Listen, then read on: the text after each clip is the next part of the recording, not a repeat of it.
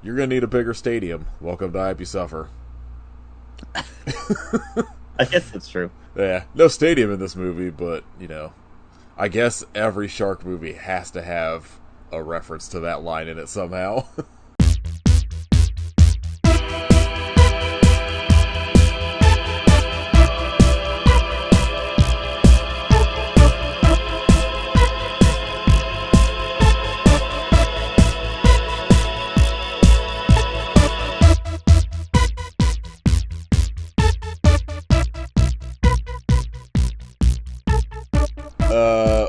This is episode 358 of I Hope You Suffer. I don't remember any names of this movie. Same. I'm Wacko, who is apparently a character in this movie. I'm guy who hates slaughter to prevail. Kit is... We were talking about how much they Yeah. fucking suck before we started recording. Kit is Alex Terrible, mega fan. Ugh. Almost spit out my Dr. Pepper. Oh no, you don't want to waste that. We're going to talk about 2024's Kaiju Glam Metal Shark Attack. A banger. I mean, I could have cut 20 minutes out of this. Because It's only 1 hour long movie. this is one of those movies that, like, I think the credits alone are like 10 minutes of it, of its 70-minute runtime. Yeah. Like, it was clear that this is like one of those movies that they had like 40 minutes of footage that they stretched out into like a full-length runtime. But the shark looks cool as fuck, so I was in. Yeah, it really does go a long way. Yeah. Like, the giant shark with a mohawk just walking behind CGI buildings as they crumble, I was like, fuck yeah. Or stepping on cars made out of paper, I'm in. Almost everything else, I was like, no thank you. But, like, I could have watched 40 minutes of just this shark walking through CGI shit and exploding. And, you get a full Gelatin Skeletin, the band, song in here, which is apparently a band that director Brett Kelly started.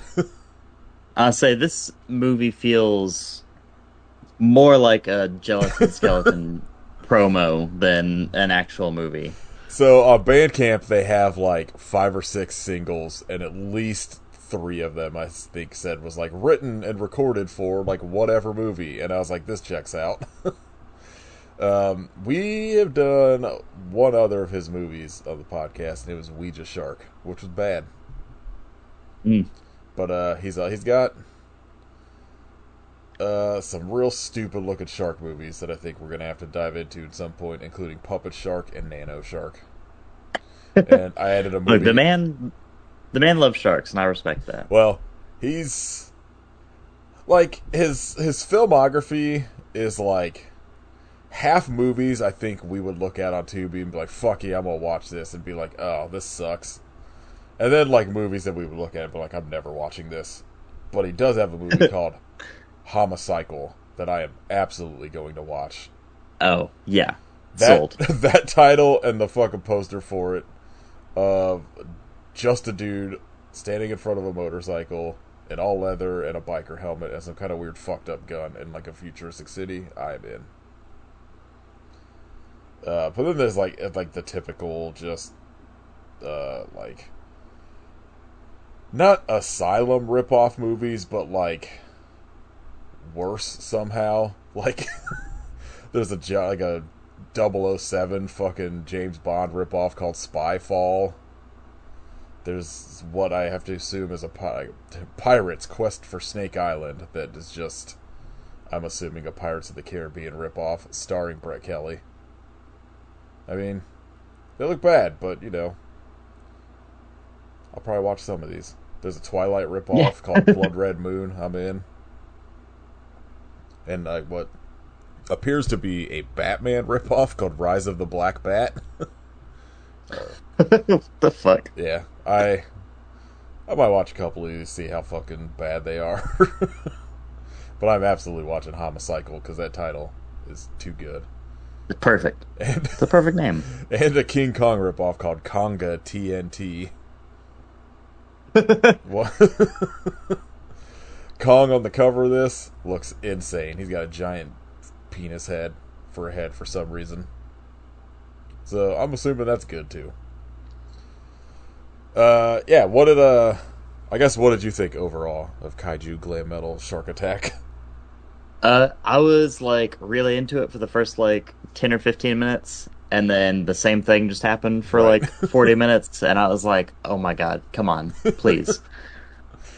And then it got to just a whole Gelatin Skeleton music video for some reason, and I was back in. Yeah.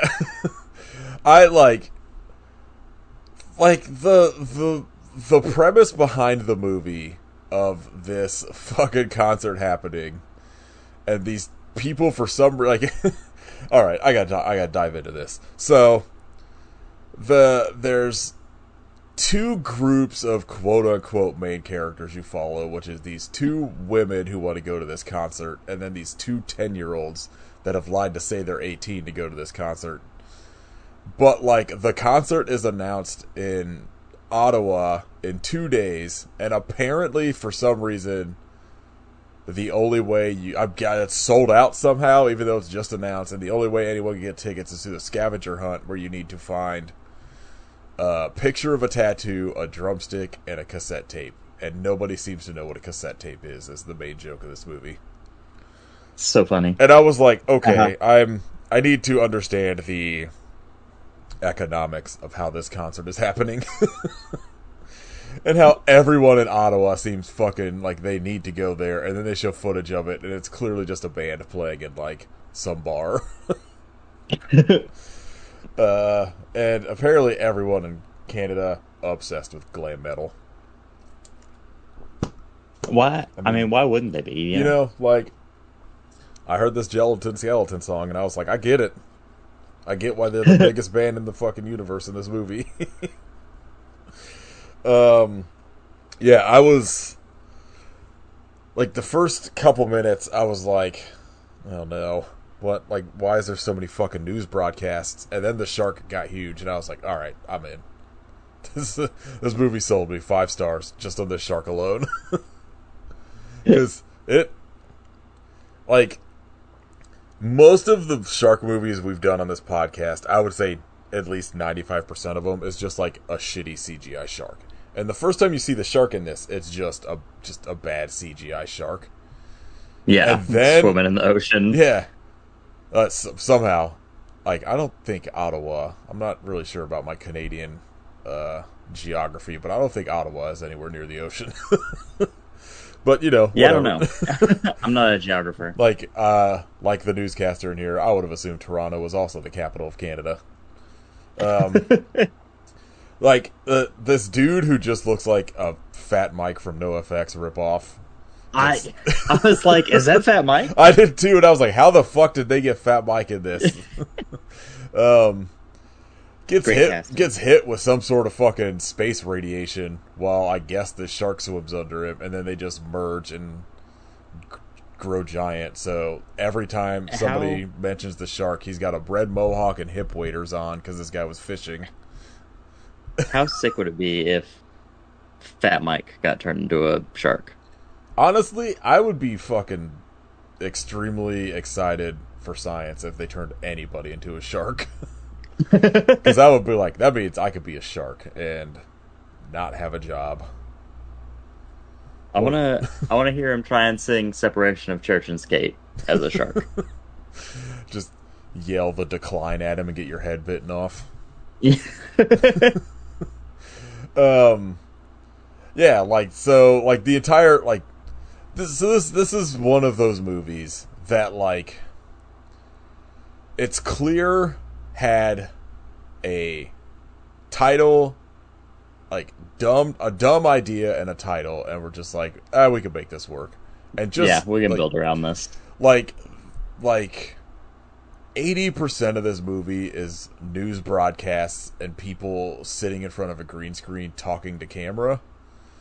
And like powerfully unfunny.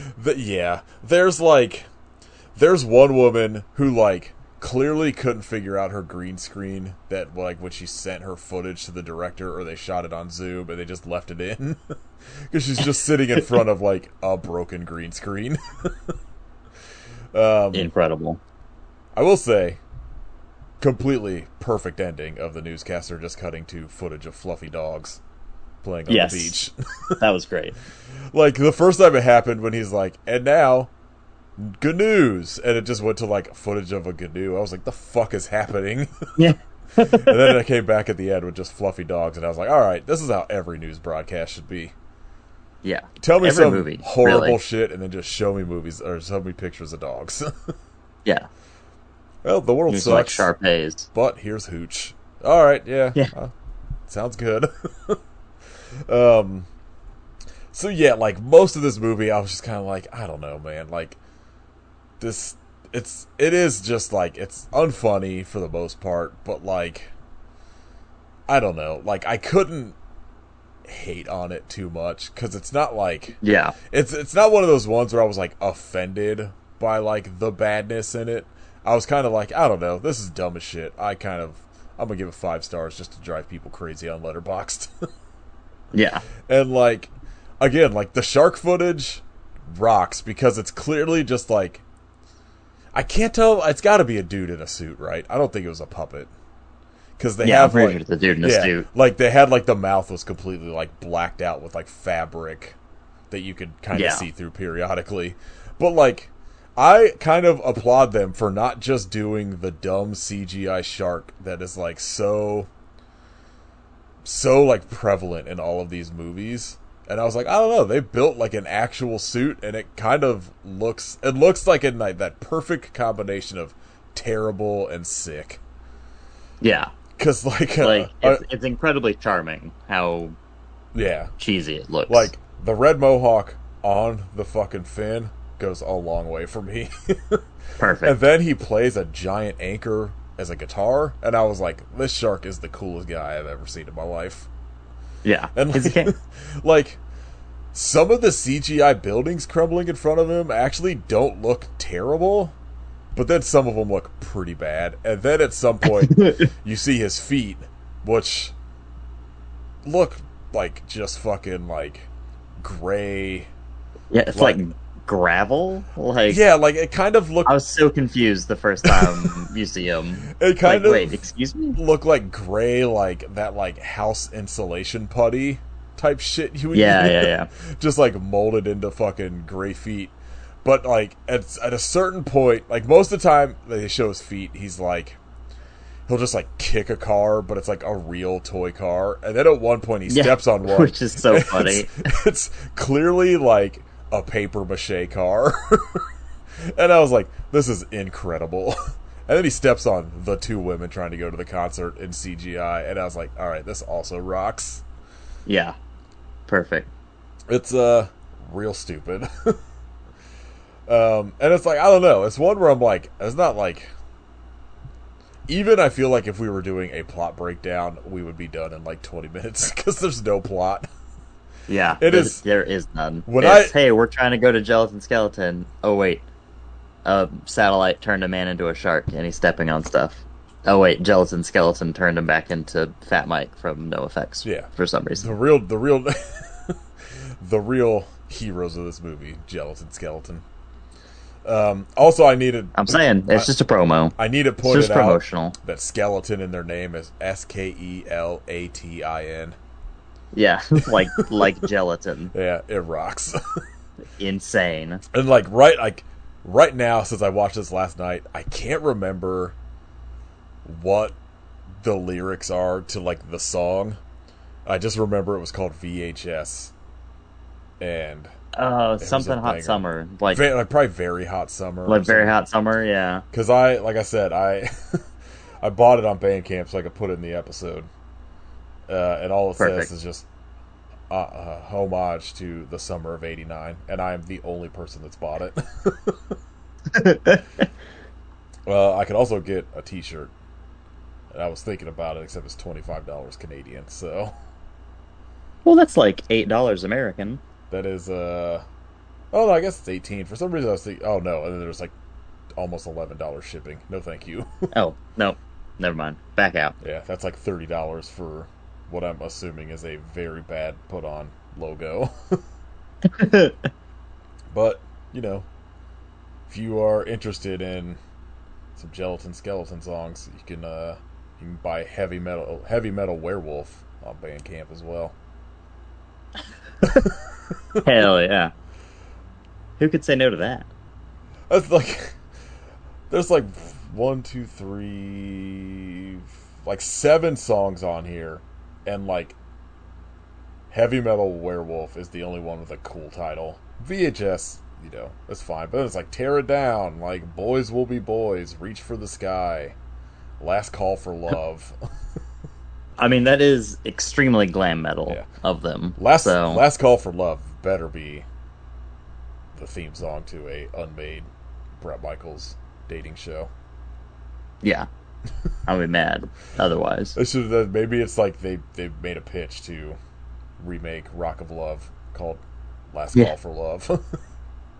Or it's just Bret Michaels sitting in a bar.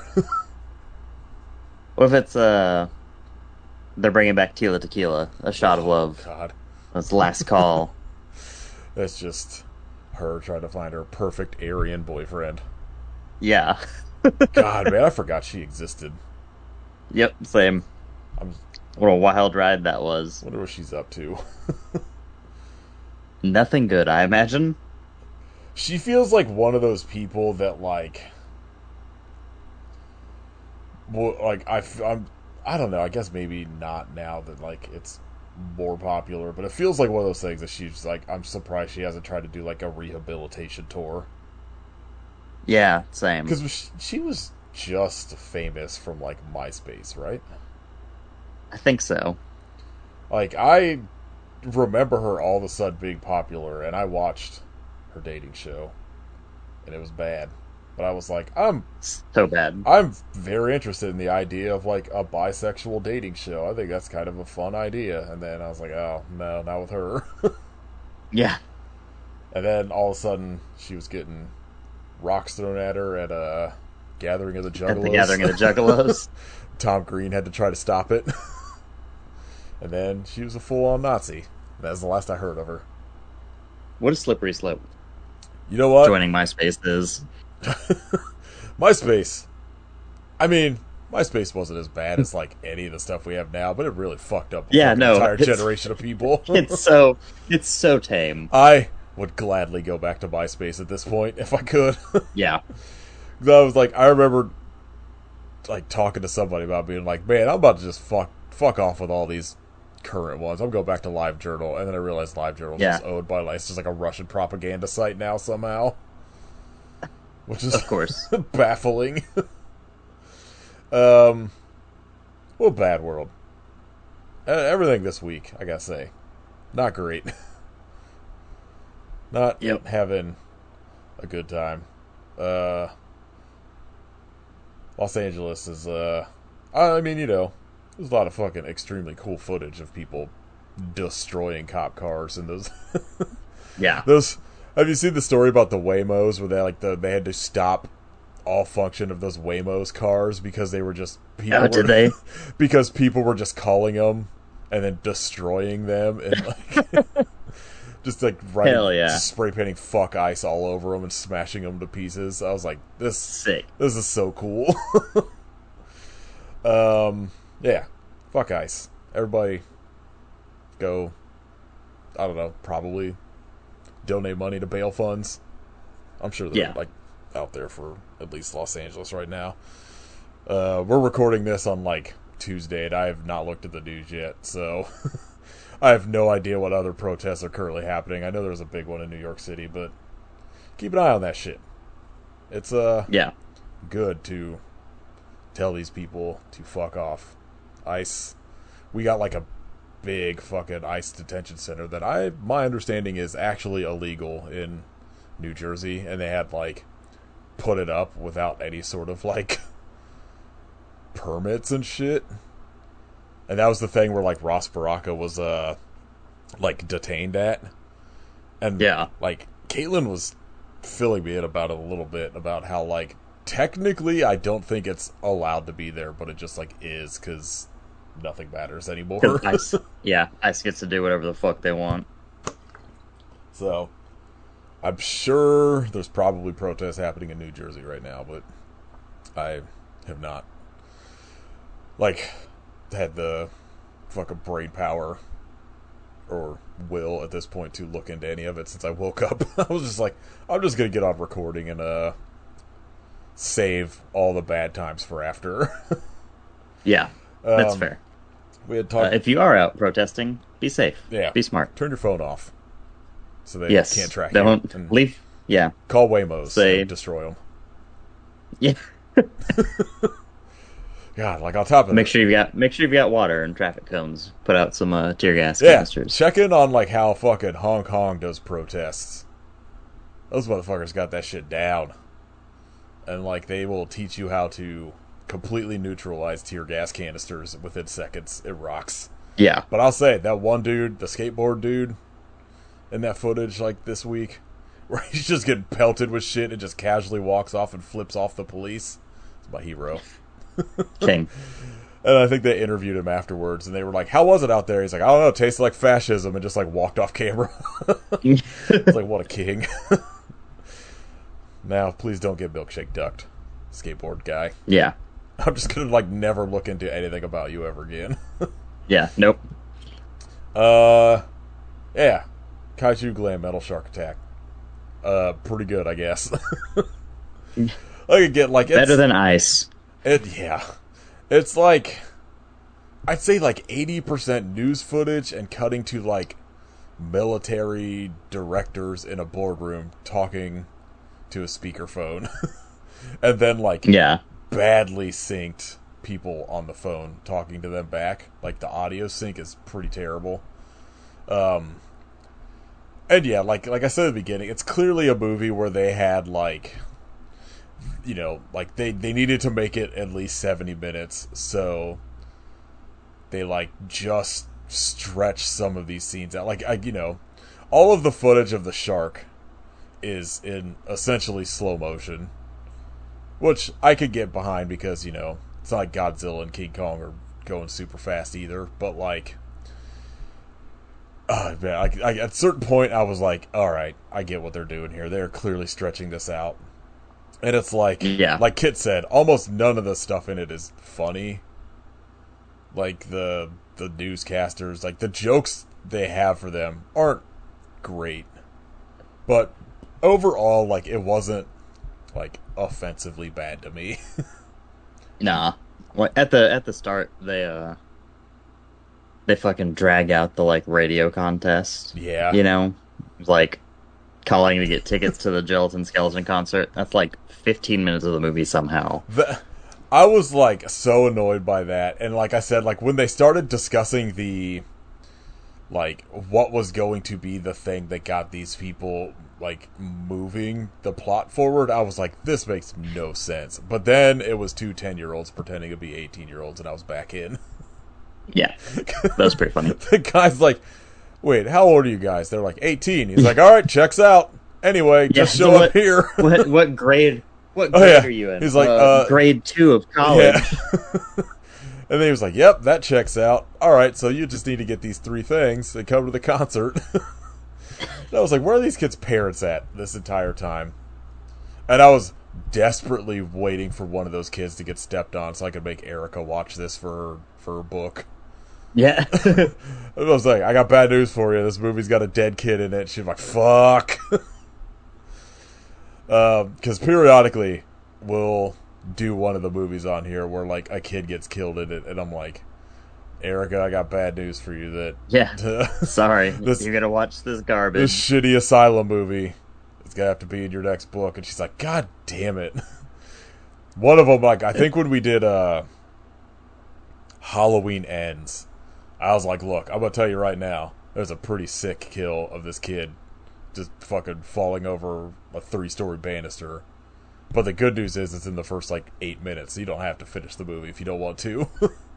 And she's like, well, that sucks, but also at least it's early, so I don't have to watch the whole thing. I believe she's working on volume 2. maybe.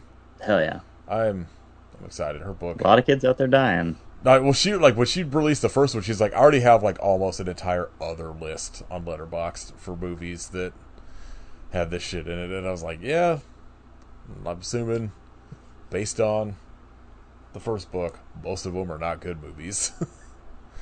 If it's in like Hong Kong, it's probably sick, but like all the ones in America, seem pretty stupid. So I guess this kid doesn't die. But have you seen oh fuck, what am I blanking on the name now? Oh, I gotta look it up. Hold on.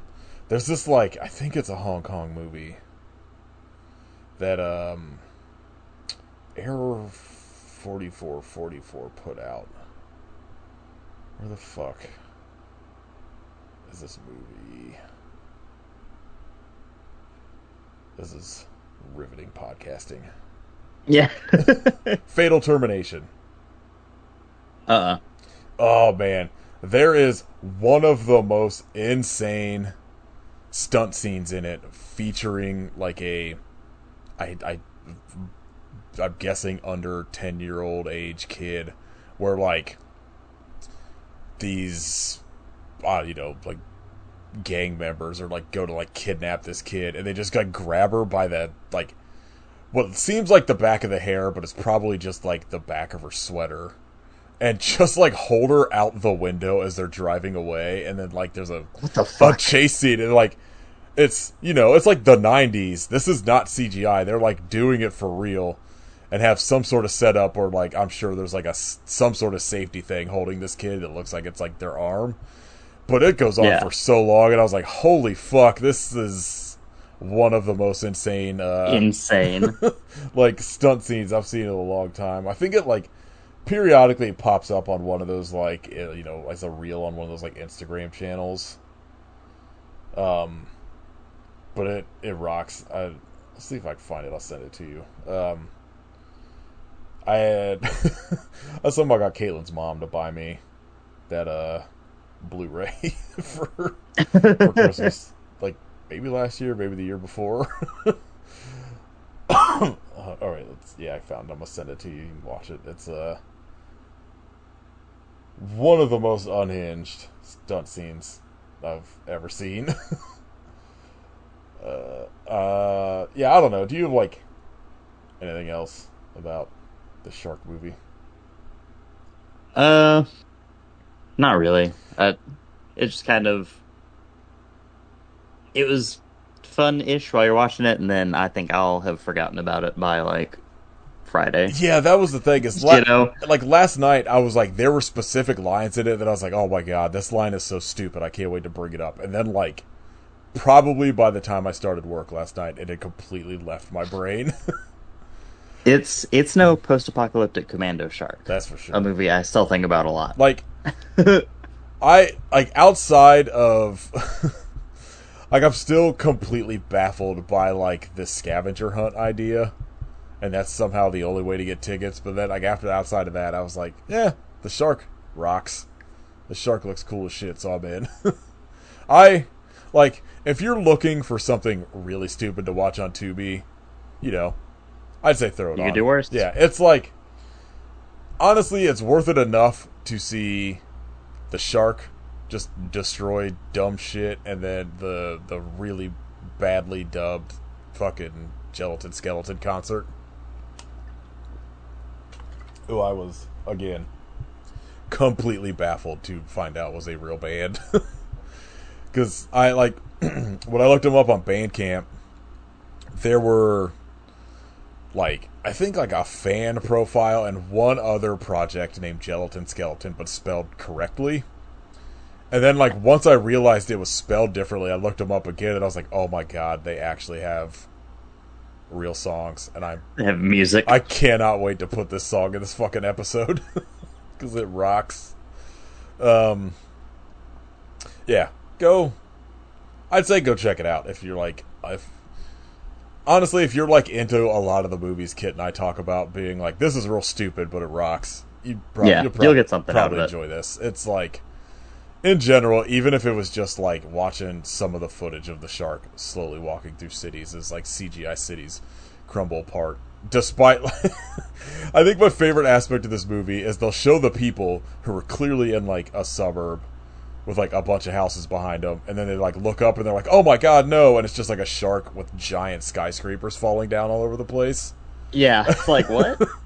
Like it, You never know exactly what city they're in because it looks kind of like he's in like New York sometimes, and then other times it's Hong Kong. And I I love like badly put together like continuity of like shots like that where like it's like clearly just somebody filming in their backyard, and then it's just like, oh shit, and like they look up and it's just like somehow they're just like in like a fucking giant like New York City skyscraper scene.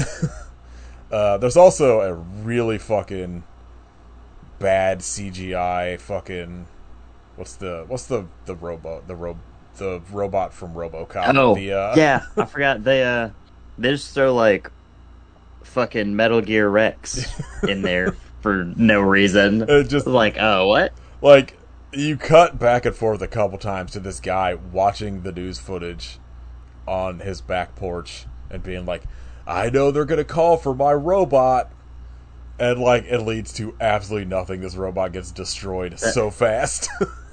That dude sucks. Yeah, but it is pretty funny that like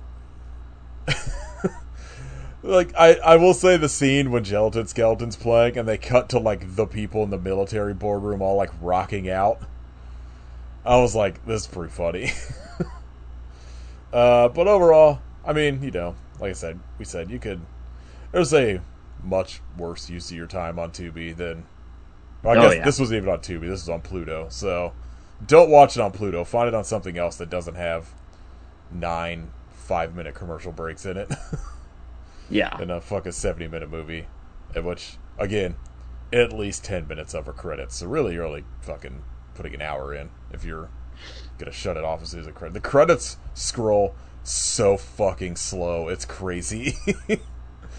Because I was like, I think the credits started and it still had like 10 minutes. And I was like, oh, I'm gonna skip through. There's got to be like a post-credit scene or something. No, it's just the slowest credits you've ever seen. Where I'm almost positive when I would do skip forward 15 seconds, like whatever name was at the bottom was now at the top. I was like, oh, god damn.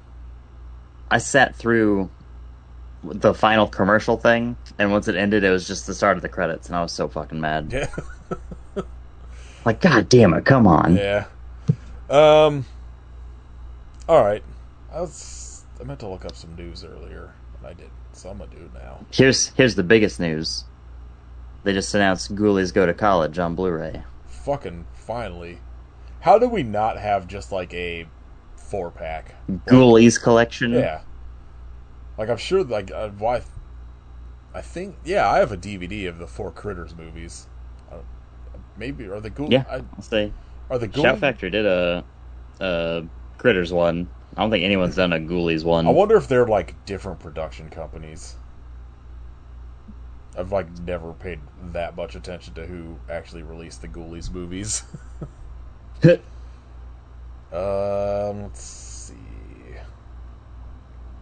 Apparently, they are rebooting / sequelizing Attack of the Killer Tomatoes, and I saw Daniel Roebuck and David Koechner, and I was like, oh no.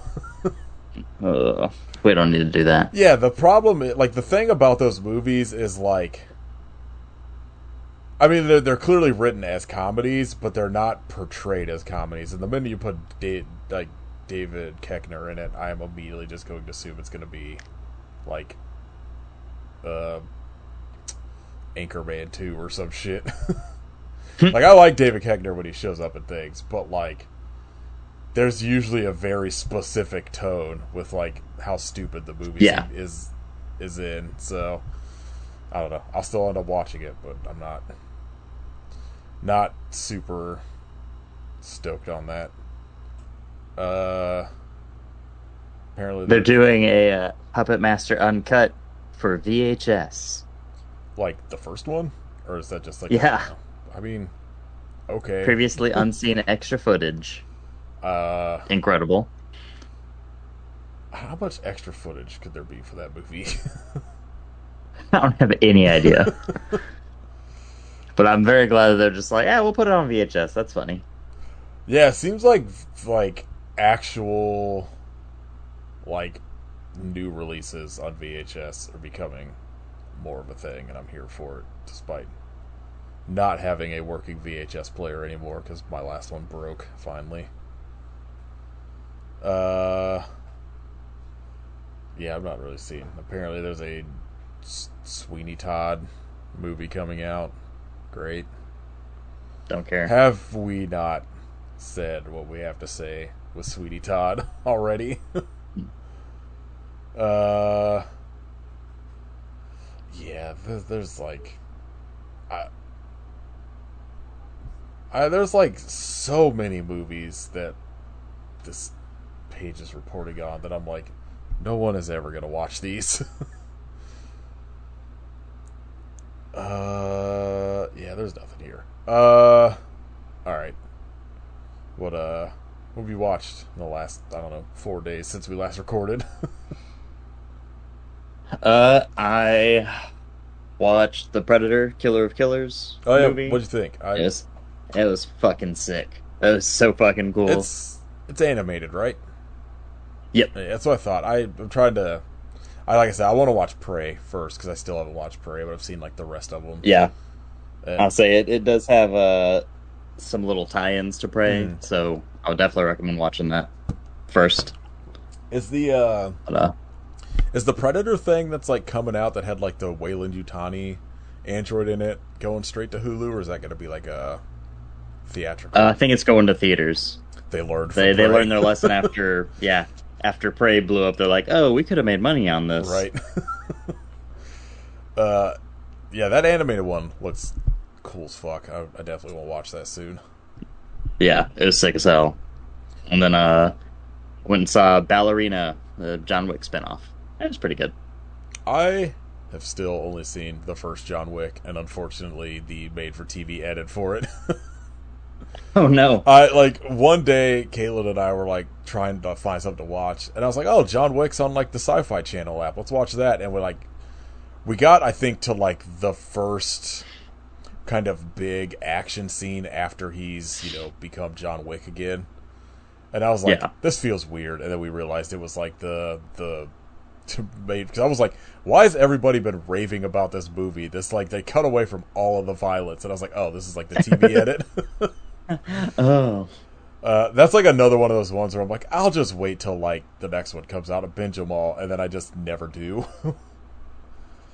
I think the only movie I really watched this week is I started diving into that Vinegar Syndrome release of Dirty Work, and like I had texted you like the dirtier cut worse than the regular cut, I think. Yeah. Like, it's not, like, some of the jokes are fine, and it is one of those things where, like, it's pieced together, like, what essentially is, like, kind of raw footage, I guess. Like, some of the scenes, like, there's a little, like, thing that comes up on screen at the beginning of it about how, there will be, like, some sort of, like, it'll be sort of, like, a jump in, like, quality when, like, some of the scenes come in, but, like an assembly cut. I did not find any of the, like, R-rated jokes funnier than the, like, PG-13 one, because, like, one of the main scenes that is, like, because it's only, like, two more minutes in, like, of runtime in the movie, and, like, one of the scenes that's different is, like, the scene when they get, like, arrested, and it's, like, I think what works the best about the joke about, like, of Norm explaining to, like, Artie, like, that, like, what happens to people in jail, right? And Artie is, like, never heard of any of this, is the fact that, like, you don't hear any of it, and then when, like, Norm comes back on screen after, like, the prisoners walk off with him, he's just like, you guys should be ashamed of yourself, and he's like, the thing that hurts the most is the disrespect, and, like, the other thing, but mostly the disrespect, and in, like, the R-rated version, they just say like anal rape like 40 times, and I was like, all right, I get it. Yeah. And so it's like way less funny, but Rough. there's like an added ongoing joke with like the college frat boys that they interact with at the beginning, where they they play a prank on them at the end where they have donuts served to their house, and as they get done eating the donuts in the bottom of the box, there's a Polaroid picture of Norm and Artie with all of the donuts on their dicks. And then as they realize that's happening, they have a crossover with like the pizza guy that Norm gets fired by at the beginning, where he like prank calls him and says that he's like, oh yeah, well if you want to come get me, I'm like Jason at this frat. And then they have like a big fight, like a bunch of like these like dudes and like the from the pizza shop show up with like baseball bats at the frat, and they just have a big fight. And that part's pretty good. And then like there's like an extended bit at the end that has like Norm and I can't remember whoever like the love interest name from Two Guys, a Girl in a Pizza Place, like having a bit of like a back and forth in the car. And there's like a couple more like note to selves in it.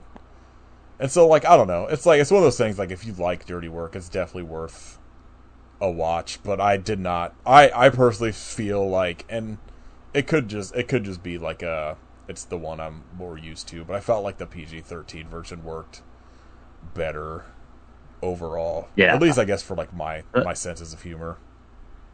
Sometimes those jokes are better when you allude to the punchline rather than making it explicit. I think the thing that works the best for it is like, I think again, like we talked in the episode, is like Norm's delivery is so specific that like it makes some of those jokes work. Even like the only way some of those jokes work is because it's Norm. So like kind of cutting some of that out, like, or like changing it to be just like a hard R is just like did not work as much for me.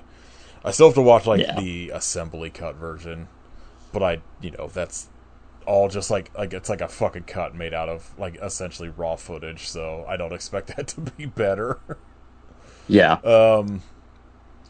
Yeah, the movie very good. That and like there is a fuck ton of interviews on it, and they're all really good. So if that's like I don't know if it's still in print at Vinegar Syndrome, but if that's a thing that like you're interested in, I can't recommend that release enough. Like they put a lot of like care into that Blu-ray that I would definitely recommend if you're a fan of dirty work. I'm so excited to get my copy. It's like it's one of those ones where it's like it is such a bummer that like Norm and Bob Saget were not like around to take part in it.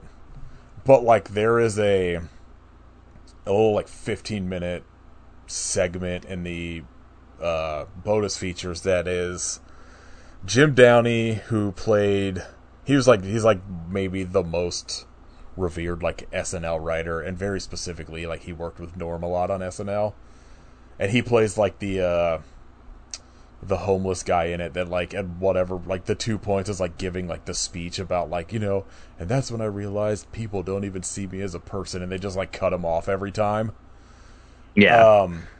And then like one of the guys that's like a writer on it just going over where like Jim Downey saved an entire old phone because it has all of his texts with Norm in it. And so they like just go through and read like some of their like back and forths. And like there's like an ongoing joke Norm would do where he would like text him and just be like, hey man, can you give me a call in a minute? And he'd be like, yeah, alright, and like call him and be like, why didn't you answer? And he's like, Norm would be like, hey man, still waiting for that call.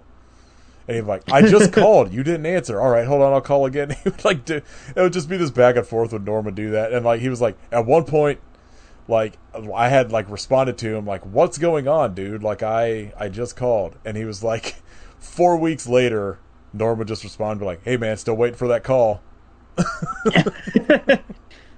I was like, that rocks. So yeah, I mean, it's definitely worth picking up if it's not out of print. Other than that, still going through Survivor. I think we're on 31 now, and it's one of those. It's a season where it's like a bunch of people that like got like close, either made it to the like the final three and didn't win, or got like close enough, are all back, and everyone on it is insane. Like that does not surprise it's me. one of those seasons where everybody on it thinks they're like master game players, and almost every single like tribal council is like a bit of blindside so far. So it rocks, but it's also one of those things where you're just like, you guys are all real stupid. Yeah. Other than that, I don't think I've watched anything else. All right, what do you want to shout out? Uh, Fuck. I don't know. I was gonna shout out Ghoulies Go to College, but then I said it as the news thing. Yeah, I can still shout that out. Yeah, that's true. Uh, Ghoulies Go to College. yeah, Rocks. Get the Ghoulie toilet. absolute fucking banger. I got. Wait, does it come with the toilet? The toilet's on the cover. Oh, It's okay. the centerpiece of the front cover, which is incredible. I was wondering if it was like one of those ones. Like that somebody would be fucking stupid as hell to not release a like box set that comes in a toilet. It's in, yeah. It has to be the actual like weird Ghoulie toilet from Ghoulies Go to College, though. Yeah. Not just a generic toilet. Oh man, Vestron's putting this out. That means it's gonna be expensive. I was trying to see what like bonus features were on this. No, yeah. I don't know. Like I said, like if they were to release a box set of those, I would buy that in a heartbeat. Because I don't think I've ever seen four of the like real shitty looking Jim Wynorski one. No, But I've seen like the other three. Because Ghoulies 4, from what I remember, its poster looks real bad. There's like the header image on Letterboxd also looks real bad. But I also expect nothing less from Jim Wynorski. I'm gonna shout out the new Propaganda album, At Peace. It rocks. Go listen to don't take my word for it, take Sami Zayn's word for it. That's a banger. Yeah, if you can't trust Sami Zayn, who can you trust? You know? One of two good people still working at WWE. Yeah. Alright. I don't know what we're doing next week. I think KD should be back next week, depending on what everyone's availability is. But I think she said she should be back the week of Father's Day, so Katie should be back next week. So we'll find something real stupid to make her watch. It's gotta be something real bad. Yeah. Welcome her back. We should make her watch like the fucking Twilight spoof movie. I tried to watch and made it like 45 seconds in before I had to turn it off. Which if I can't make it through something, if I can only make it through 45 seconds, Yeah. you know that shit is fucking awful. It's pretty 'cause rough. I will sit through basically anything if I start it. It is extremely rare that I'm like, I cannot stick with this. So Yeah. look and see what Tubi, anything interesting looks on Tubi. Surprisingly, God, I need Tubi to knock it off with like this sort of Netflix effect on their poster art, where every poster just looks exactly the same. And some of these I'm like, I know this is a movie from the 80s. Why does it have this like shitty CGI garbage poster art like everything does now?